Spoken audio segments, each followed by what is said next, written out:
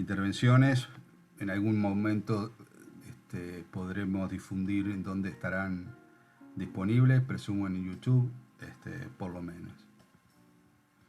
Se me ocurría darles, por supuesto, primero la bienvenida. Estamos como arrancando un 2021 que, según parece, nos espera con novedades de tipo organizativo similares a la del 2020, ¿no? Vamos a tener que tener un primer semestre a distancia y un segundo semestre que todavía no sabemos qué evolución va a tener. Por lo tanto, y a diferencia del año pasado, hemos tenido tiempo y hemos tenido, por lo pronto, la experiencia de haberlo vivido el año pasado como para organizar cursos que contemplen debidamente el hecho de transitarlos a distancia. Esto no es poca cosa. Algunos tiempos cambian, algunas modalidades de dictado y algunas modalidades de encuentro empiezan a tener otra naturaleza. Ya se irán enterando por cursos y verán que la oferta, si se quiere, de cursos va a estar del lado de la lógica de la plataforma Zoom. Quería decirles también que estas charlas a ver, me van a escuchar 5 o 10 minutos a mí y luego van a ir directamente a los cursos que les interesa. Ya compartiremos una pantalla donde derivaremos a los cursos distintos que se van a presentar en esta hora que tenemos de presentación. ¿Tá? Y también con esta historia de que los tiempos cambian y las modalidades de comunicación van siendo, digamos, diferentes a las que históricamente hemos tenido. Honestamente, yo no tengo bien claro que estas charlas de presentación tengan un suceso aclaratorio en los estudiantes para poder discernir el taller al cual van a elegir. Pero, de todos modos, haremos el esfuerzo de ser concisos, ser concretos en las propuestas que tenemos, y, como ya les dije, quedarán grabadas y también estarán flotando por internet en las distintas redes que publicamos las propuestas, como para poder tener mejor material de elección. Les voy a compartir una pantalla que era la que tenía recién, con el objetivo de tener una conversación ligera sobre las cuestiones que a mí me parece importante comentar. Porque esta historia de los 9 talleres, ustedes ya lo saben, no es un antojo, digamos, muy claro de alguna autoridad que así lo decide, ¿no? El 9 talleres somos hoy por una cuestión, llamémosle, histórica, por un devenir de las distintas oportunidades que el ampliar el criterio con que los talleres abordan la enseñanza del proyecto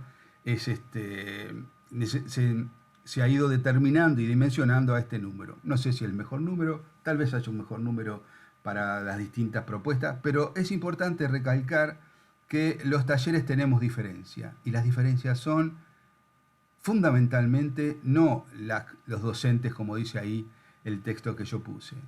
Las diferencias tienen otra naturaleza, que son las que me interesan recorrer rápidamente, simplemente como para recordar y como para tener un momento de reflexión genérica entre todos. Los talleres, para mí, a mi juicio, a este taller se diferencian fundamentalmente por las distintas miradas que tienen sobre la arquitectura y fundamentalmente sobre la enseñanza del proyecto.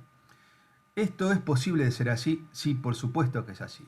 Los dos aspectos que estoy mencionando en esta frase tienen una naturaleza, digamos, subjetiva y un quantum cultural y disperso que hacen que no solamente 9 maneras de ver la arquitectura y la enseñanza del proyecto existen, sino probablemente bastante más.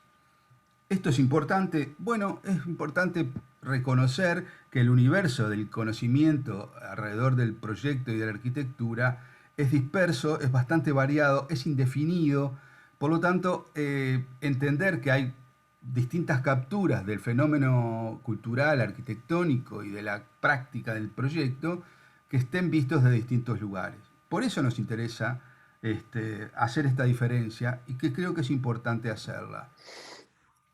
Y acá me parece que menciono o trato de hacerlo, que tal vez la pregunta más reveladora de la diferencia sería, ¿qué entienden los talleres por proyectar?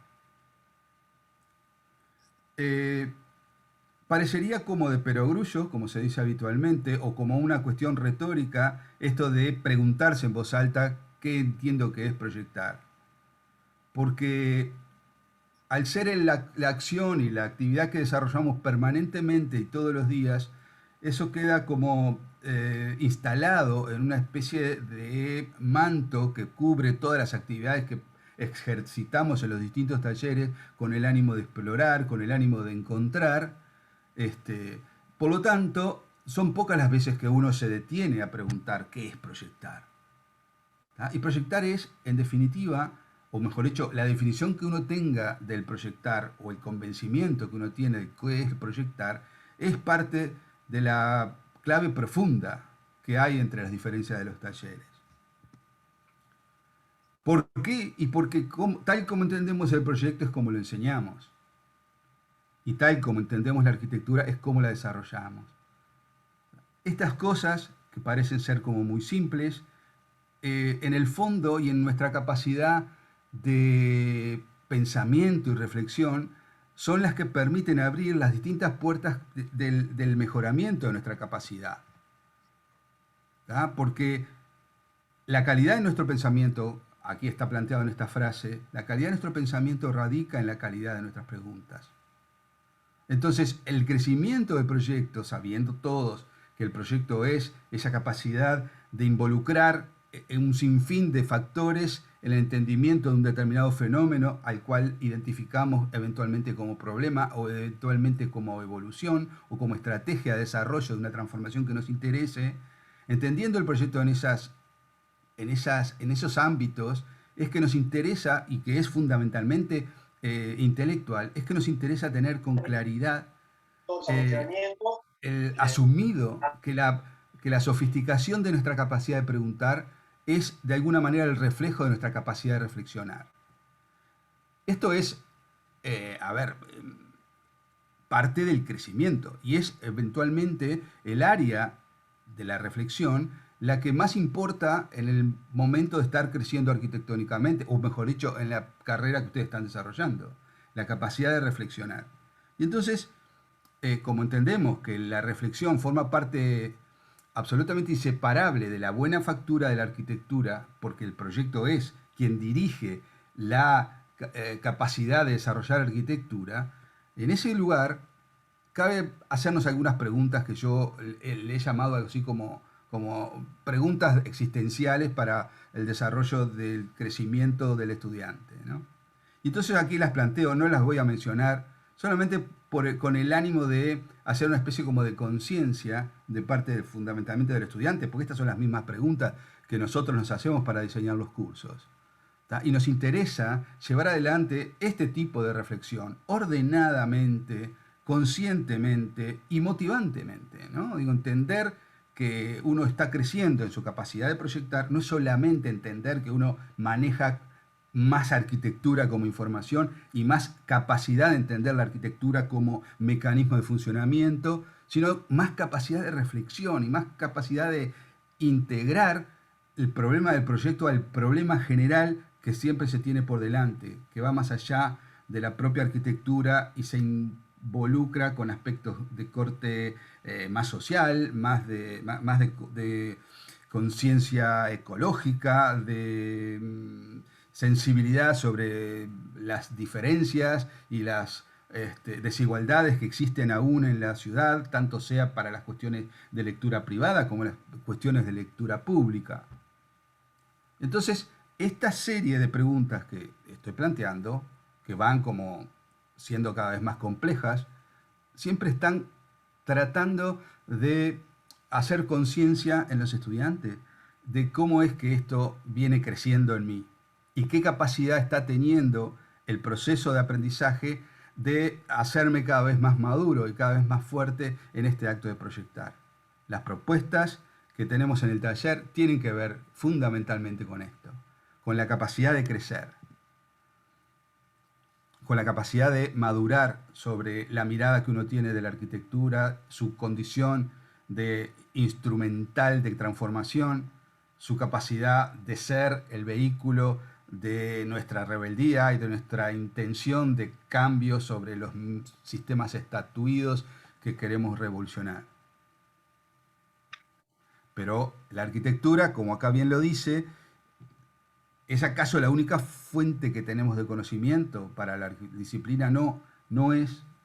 Y tal vez la arquitectura sea el infinito de la capacidad disciplinar de responder a las demandas materiales, pero solo la capacidad de proyecto es la que te permite actuar con libertad en el manejo de la arquitectura como objeto y la arquitectura como estrategia.